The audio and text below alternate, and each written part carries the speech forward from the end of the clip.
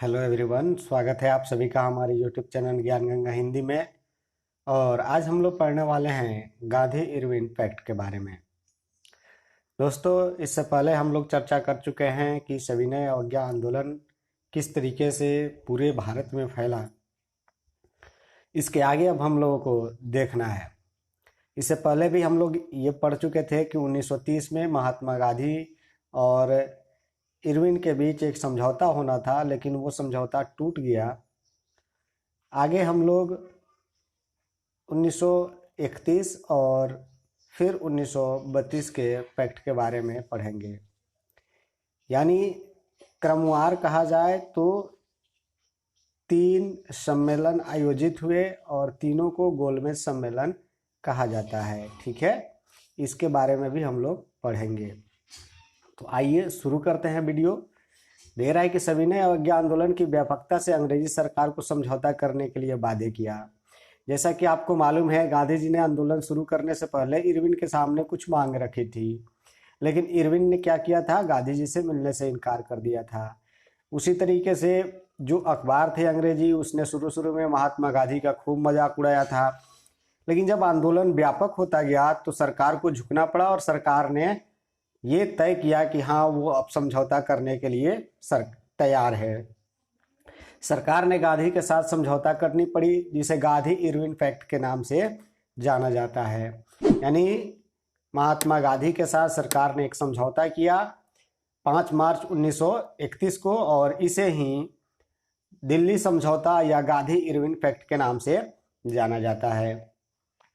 अगर सवाल आए कि गांधी इरविन पैक्ट क्या है, तो आसानी से लिख सकते हैं कि सविनय अवज्ञा आंदोलन की व्यापकता को देख करके अंग्रेजी सरकार डर गई और उन्होंने गांधी के साथ मिलकर के 5 मार्च 1931 को एक समझौता किया, जिसे गांधी इरविन पैक्ट अथवा दिल्ली समझौता के नाम से जाना जाता है।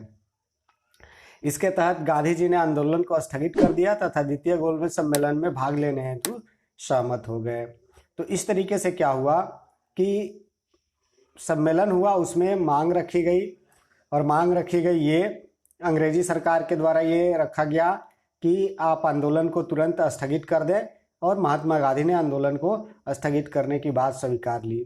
दूसरी तरफ महात्मा गांधी के द्वारा ये मांग रखी गई कि जितने बंदी हैं, राजनीतिक बंदी हैं, उन सबको रिहा कर दिया जाए, और अंग्रेजी सरकार ने भी ये बात मान ली। लेकिन बहुत से ऐसे राष्ट्रवादी थे जो महात्मा गांधी के इस तरीके से आंदोलन करने से एक बार फिर दुखी हुए। आप लोगों को मालूम है कि किस तरीके से असहयोग आंदोलन के समय भारत के लोग जो थे दुखी हो गए थे। अगर आपने असहयोग आंदोलन का वीडियो नहीं देखा है तो आप उसको जा कर के प्लेलिस्ट से देख सकते हैं। तो किस तरीके से एक बार फिर भारत के लोगों को निराशा हाथ लगा। कारण ये था कि ब्रिटिश सरकार ने एक तरफ तो आंदोलन को स्थगित करवा दिया, और दूसरी तरफ उसने जो है कि भारत के लोगों पर दमन चक्र बहुत तेज शुरू किया। तो आइए इसको आगे देखते हैं, फिर बाद में हम लोग इसको जानेंगे। तो 5 मार्च 1931 को एक समझौता हुआ, और उसके तहत क्या किया गया, आंदोलन को स्थगित कर दिया गया। द्वितीय गोलमेज सम्मेलन में भाग लेने हेतु महात्मा गांधी सहमत हो गए। इसके लिए इरविन ने भी कुछ मांग स्वीकार की, जिसमें मैंने कहा कि जितने राजनीतिक बंदी थे उनको उसने रिहा करने की बात स्वीकार लिया। गांधी जी ने द्वितीय गोलमेज सम्मेलन में भाग लिया, परंतु वहां किसी भी मुद्दे पर सहमति नहीं बन सकी। पहला जो सम्मेलन था वो भी ज़्यादातर सक्सेस नहीं रहा। कारण क्या था, उसका कारण ये था कि उसमें बड़े बड़े जो नेता थे वो शामिल नहीं हुए थे। और दूसरा जो सम्मेलन हुआ उसमें इस बात को लेकर के सहमति नहीं बन सकी कि एक तरफ जो था मुस्लिम लीग कहती थी कि वो मुस्लिमों का समर्थन कर रही है, कांग्रेस पार्टी जो थी वो कहती थी कि हम सबके समर्थन कर रहे हैं, लेकिन राजवाड़े थे वो कहते थे कि कांग्रेस पार्टी का हमारे क्षेत्र वाले हिस्से में कोई भी प्रभाव नहीं है। तो इस तरीके से लेकर के कांग्रेस जो था वो किसी एक दल का प्रतिनिधित्व नहीं कर पा रहा था, या करते हुए बाकी लोग जो थे उसे स्वीकार करने को तैयार नहीं थे। उसी तरह से तेज तर्रार जो वकील थे भीमराव अंबेडकर, वो भी कांग्रेस पार्टी से उतने ज़्यादा सहमत नहीं थे। उनका कहना था कि कांग्रेस पार्टी जो है निम्न वर्ग के लोगों के लिए कुछ नहीं करती। तो ऐसी स्थिति में दूसरा गोलमेज सम्मेलन भी क्या हुआ, असफल हो गया। अतः वे निराश लौट आ गए। दूसरी ओर ब्रिटिश सरकार ने दमन का सिलसिला तेज कर दिया। तब गांधी ने दोबारा सविनय अवज्ञा आंदोलन प्रारंभ किया, परंतु इसमें पहले जैसा धार और उत्साह नहीं था। कितनी बार लोग जो है अपने आप को तैयार करें और गांधी जी जो है बीच मौके पर, ऐन मौके पर जो है आंदोलन को स्थगित कर दे, तो निश्चित तौर पर भारत के लोगों का मनोबल टूटेगा। कारण ये था कि भारत के लोगों ने आंदोलन इस आधार पर किया कि उनको स्वशासन मिलेगा, लेकिन बिना स्वशासन प्राप्त किए ही महात्मा गांधी ने एक तो असहयोग आंदोलन वापस कर लिया, फिर सविनय अवज्ञा आंदोलन भी वापस कर लिया। तो इस वजह से पहले जैसा उत्साह और धार नहीं रहा, जिसका परिणाम क्या हुआ कि महात्मा गांधी को 1934 में आंदोलन को पूरी तरीके से वापस ले लेना पड़ा। अब है सविनय अवज्ञा आंदोलन के क्या परिणाम हुए। तो सविनय अवज्ञा आंदोलन के पहले परिणाम हुआ कि इसमें राष्ट्रीय आंदोलन ने सामाजिक आधार का विस्तार किया। इस विस्तृत सामाजिक आधार में महिलाओं की भागीदारी, मजदूरों की भागीदारी, ग्रामीण व शहरी क्षेत्रों में निर्धन व अशिक्षित लोगों की भागीदारी के अंतर्गत देखा जा सकता है। यानी इस आंदोलन में हुआ ये कि सामाजिक तौर पर जो बंटवारे थे, बटे हुए लोग थे, वो एक तरीके से उनको सार्वजनिक क्षेत्र में उनकी भागीदारी को देखने को मिला। जैसे महिलाओं की भागीदारी, ये वो समय था जब महिलाओं को बहुत ही ज़्यादा बंदिशों में रहना पड़ता था और बंदिशों में रहने की वजह से उनका सामाजिक जीवन में या राजनीतिक जीवन में प्रवेश बहुत ही कम हो पाता था। हालत ये थी कि कोई भी महिलाएं सर खुले हो करके वो बाहर नहीं निकल पाती थी। तो ऐसी स्थिति में घर से बाहर न निकलने वाले हालात में आंदोलन के समय बहुत ही बड़ी संख्या में महिलाएं जो थी अपने घर के चार दीवारी से बाहर निकली। इसी तरह मजदूर वर्ग के जो लोग थे जिनको आंदोलन करने की मनाही थी, वे लोग भी इस क्षेत्र में आए। इसके अलावा अशिक्षित और निर्धन लोगों को भी इस आंदोलन में देखा जा सकता है। नेक्स्ट है कि इस आंदोलन ने समाज के विभिन्न वर्गों का राजनीतिकरण किया। समाज के वर्गों में अंग्रेज विरोधी भावनाएं व्याप्त हुई। तो इस आंदोलन की वजह से समाज का एक वर्ग नहीं बल्कि सभी वर्ग, चाहे वो निम्न वर्ग हो, मध्यम वर्ग हो, इन सभी वर्गों का राजनीति में अपना अपना हिस्सा मांगा गया। जैसे भीमराव अंबेडकर के द्वारा जो है कहा गया कि वो जो है जितने दलित हैं उनका प्रतिनिधित्व करते हैं। मुस्लिम लीग के द्वारा कहा गया कि वो मुस्लिमों का प्रतिनिधित्व करती है। तो इस तरीके से विभिन्न वर्गों का राजनीतिकरण किया गया और सभी वर्गों में अंग्रेजों के खिलाफ भावनाएं भड़क उठी। इस आंदोलन में महिलाओं की भागीदारी को विशेष महत्व रखता है। पहली बार आंदोलन में, राजनीतिक आंदोलन में महिलाओं की को प्रभावी भूमिका देखा गया। यानी इस आंदोलन में महिलाओं की भूमिका का दूसरा पहलू महिलाओं का सार्वजनिक जीवन में प्रवेश था।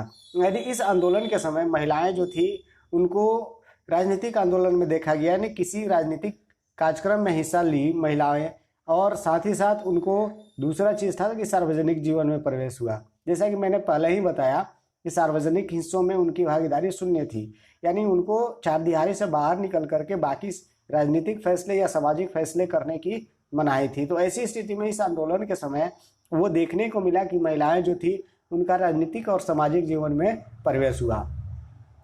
नेक्स्ट है कि इस आंदोलन के अंतर्गत आर्थिक बहिष्कार ने ब्रिटिश आर्थिक हितों को प्रभावित किया। भारत में ब्रिटिश वस्त्रों के आयात में गिरावट आई और इसने वस्तुओं को आयात को प्रतिकूल रूप से प्रभावित किया। यानी जो आंदोलन हुआ इसमें किया गया आर्थिक बहिष्कार किया गया। जैसे अभी आप लोग देख रहे हैं इंडिया के द्वारा जो है चीन का आर्थिक बहिष्कार करने की बात की जा रही है, यानी भारत के लोग जो है वो चीनी सामानों को नहीं खरीदने की शपथ ले रहे हैं। तो ऐसी स्थिति में इस आंदोलन के समय भी अंग्रेजों की आर्थिक स्थिति खराब करने के लिए, उनको आर्थिक रूप से कमजोर करने के लिए उनके वस्त्रों को भारत में आने से रोका गया, या आने के बावजूद भी उनका इस्तेमाल नहीं किया गया। तो इस वजह से बहुत ज्यादा गिरावट आई ब्रिटिश वस्तुओं के भारत में आने से।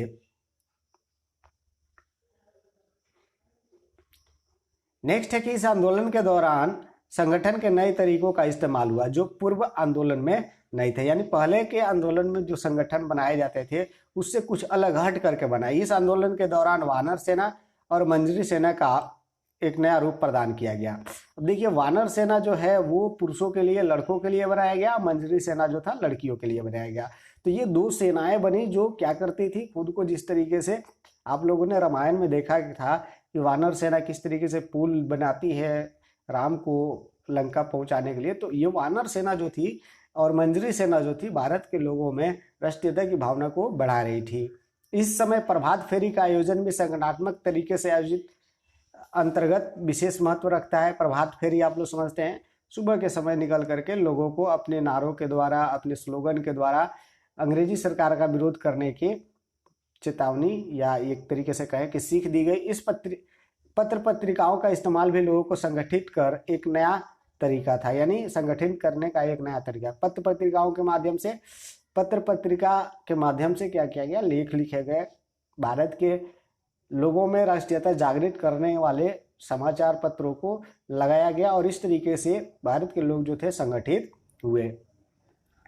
नेक्स्ट है कि सविनय अवज्ञा आंदोलन ने श्रमिक एवं कृषक आंदोलन को भी प्रभावित किया। सविनय अवज्ञा आंदोलन की वजह से जो श्रमिक थे या कृषक थे, यानी किसान थे या जो लोग मजदूर थे, इन दोनों लोगों ने भी सविनय अवज्ञा आंदोलन में बढ़ चढ़कर हिस्सा लिया और उसके बाद जो आर्थिक रूप से बहिष्कार किया गया तो उस वजह से श्रमिकों को और कृषकों को भी बहुत ज़्यादा फायदा हुआ। इस आंदोलन का एक मुख्य परिणाम ब्रिटिश सरकार द्वारा 1935 ईस्वी का भारत शासन अधिनियम पारित किया जाना था। यानी इस आंदोलन की व्यापकता को देखने के बावजूद ही अंग्रेजी सरकार को लगा कि हम ज़्यादातर दिनों तक भारत सरकार के लोगों को या भारत के लोगों को दबा करके नहीं रख सकते थे और ऐसी स्थिति में उन्होंने 1935 में एक सुधार अधिनियम पारित किया।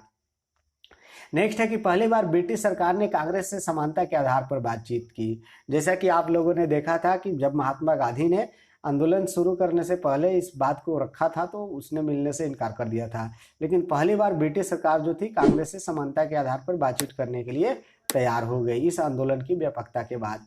तो इस तरीके से प्रथम विश्व युद्ध के बाद राष्ट्रीय आंदोलन में जो गति हुई और अंग्रेजों के जो शोषणपूर्ण नीति के खिलाफ असहयोग और सविनय अवज्ञा आंदोलन हुआ, इन आंदोलनों ने भारत के किसान और मजदूरों को एक नया आयाम दिया। अंग्रेजी शोषणकारी नीति अपनाए जाने के कारण कृषक वर्ग में असंतोष की भावना व्याप्त थी, फलस्वरूप उनका विरोध एक आंदोलन के रूप में होने लगा। आगे चलकर भारतीय स्वतंत्रता आंदोलन का एक सहयोगी अंग बन गया। यानी कुल मिला कर ये कहा जाए कि 1914 के बाद जो हालात हुए और उससे महात्मा गांधी के द्वारा जो राष्ट्रीय आंदोलन चलाए गए, चाहे वो असहयोग आंदोलन हो या सविनय अवज्ञा आंदोलन हो, इस आंदोलन की वजह से जो किसान थे या मजदूर थे उन लोगों को एक नया जीवन मिला और इस नया आयाम मिला और इस वजह से इन लोगों में भारत के राष्ट्रीयता का विकास बहुत तेजी से हुआ और साथ ही साथ अंग्रेजों की खिलाफ जो है संतोष की भावना बहुत ज़्यादा तेजी से बढ़ती गई और उसी का परिणाम हुआ कि भारत को जाकर के आगे स्वतंत्रता प्राप्त हुई। तो ये थे सविनय अवज्ञा आंदोलन के परिणाम। किस तरीके के परिणाम पड़े आप लोगों ने इसको देखा। अगले वीडियो में हम लोग किसान आंदोलन के बारे में पढ़ेंगे। तो बस आज के लिए इतना ही, मिलते हैं फिर अगले वीडियो में। तब तक देखते रहिए, पढ़ते रहिए, सीखते रहिए। धन्यवाद।